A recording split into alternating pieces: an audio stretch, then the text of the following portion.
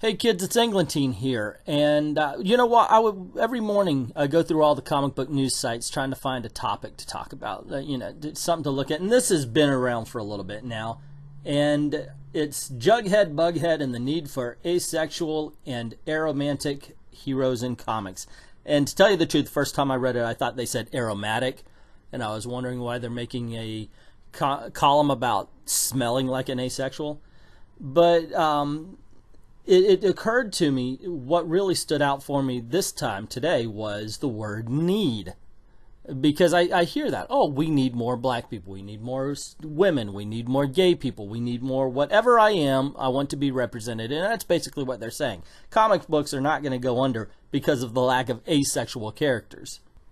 So I decided to make a little bit of a rant video, and it's not an angry rant because there's nothing to get angry about when it comes to representation, So what, should I be mad at people because when they say they want to be represented, they only mean the three most superficial things that could ever be about them?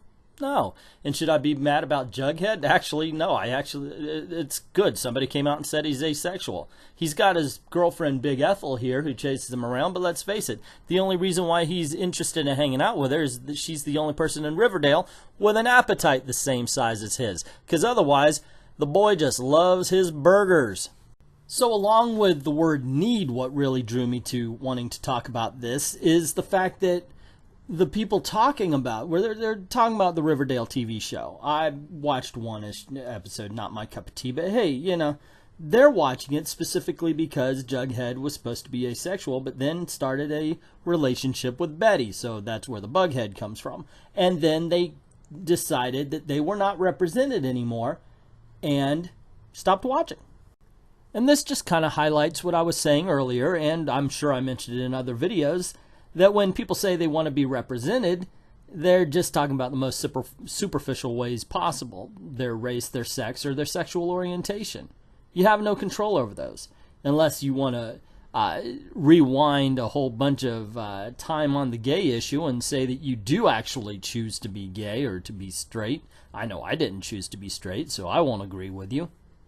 Some people want to be represented on this, what I call superficial level, so badly that they actually project onto characters that, well, they don't fit the bill. Remember these two? Nowadays people look at them and say, well, obviously they're lesbians.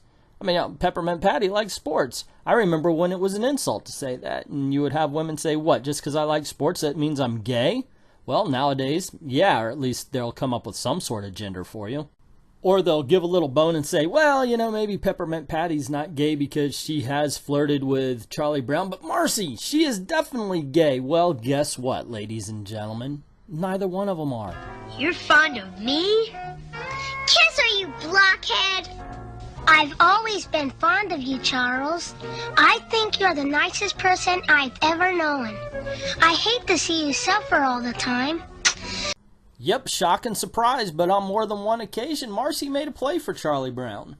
Now, she did, of course, recognize that her best friend Peppermint Patty liked him, and so she backed off and even at one point tried to sell her to him. Not really, but, advertise, just kind of talk her up. Hand me that eraser, will you, Chuck? You touched my hand, Chuck. You kind of like Chuck, don't you, sir? Maybe to somebody who's desperate for representation, that means she's gay. I'm sorry, I don't see it that way. Peppermint Patty kind of likes you, Chuck. Well, Chuck, thanks for walking me home. Good night. If you don't want that to be from me, Chuck, think of it as being a good night kiss from Peppermint Patty.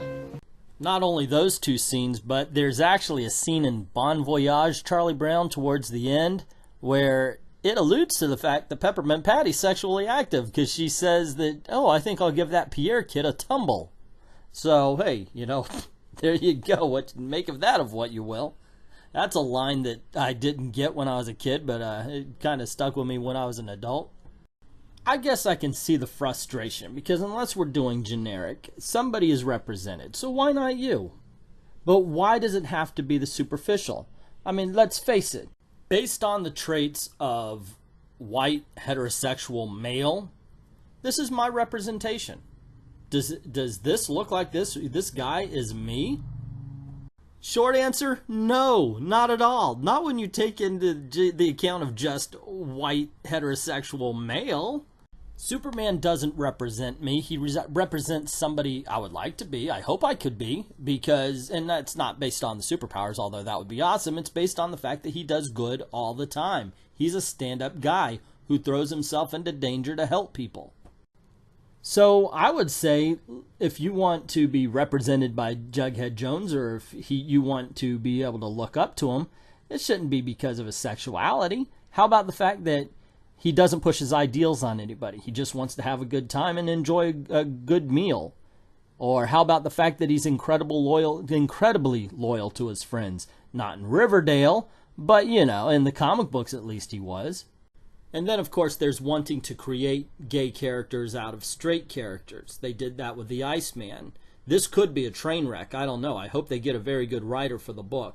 The cover's horrible. The way that his body is twisted like that, yeah, okay. That just, I don't know. Maybe I'm too sensitive to that. That looks kind of stereotypical there. The whole thing is, what really bothers me about the whole Iceman being gay is the talk that Jean Grey had with him. It just didn't sit well, because it really does sound like she's trying to convince him he's gay, and she even says that that the world is half gay anyway. And if she can talk him into being gay, can she also talk people out of being gay? Just asking. Wasn't the original Iceman series a long time ago about him trying to save his kidnapped girlfriend? I could remember that wrong.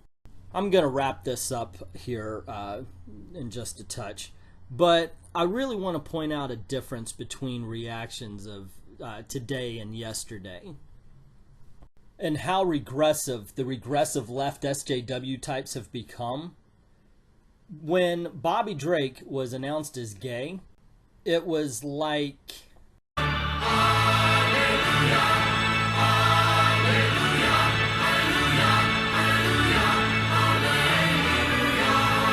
yet many years ago, when this happened, we all went, huh, okay, that's cool. They're good characters. Sure, some people's panties got twisted in a bunch, but overall we didn't care. We didn't care because we could still be represented by them. We still looked at these characters and saw somebody to aspire to. Murderous superheroes who'll kill on a dime. Of course, I have the advantage of being, as we said before, a straight white male. I see a white face in a lot of the superheroes. So it tells me, yeah, well, if I act like this and I act like that, maybe I could be. So that of course, is part of the representation. That's part of the thing I will never understand. As a matter of fact, nobody will know if the situation is any different, because nobody can change their race no matter what Rachel Dolezal says. But the thing is it should not be so superficial. I mean, if you're looking for somebody to aspire to, if you're looking for somebody to relate to, shouldn't it be more than just the things you have no control over? It's okay to be inspired or to aspire to be like somebody who isn't like you. But then again, I guess it's not bad for you to be inspired by others, but then get into the business and write some badass versions of who you would like to be. Anyway, I'm going to end this little rant because I can feel the wheels spinning at this point. So, what did you think? Where was I right? Where was I wrong? I know there were some places, because some of it just didn't feel right as I was saying it, but I got my opinion out anyway. Did you like it? Did you hate it? Let me know in the comments below. Also, if you like this video, please click like, share, subscribe, go to VidMe, Englentine, Grove of Englentine, leave a tip. I wouldn't hate you for it. But most importantly, thank you very much for watching.